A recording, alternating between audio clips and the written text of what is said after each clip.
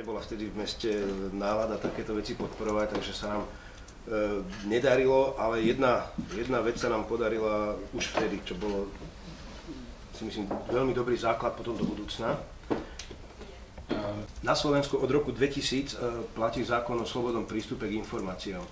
Čiže je to generálny celoslovenský zákon a jeho podstata je vlastne v tom, že keď niekto má záujem o informáciu, tak verejná správa je povinná mu tú informáciu dať.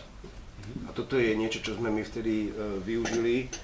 Podarilo sa nám presadiť to, že ak niekto bude žiadať o informácie mesto, tak mesto je povinné jeho žiadosť aj odpoveď dať na internet.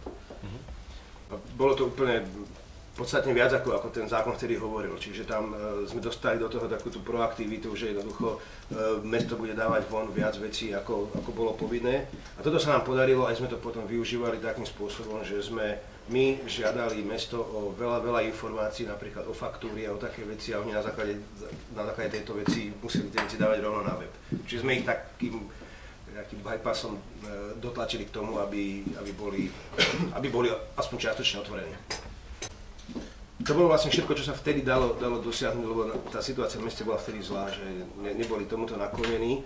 Takže takto to fungovalo do roku 2006 a potom po roku 2006, keď sa nám, myslím si, že aj na tejto téme, a možno hlavne na tejto téme podarilo komunálne voľby vyhrať, tak sme vlastne sa dostali do situácie, že sme to mohli začať robiť už my, tak ako sme si to predstavovali.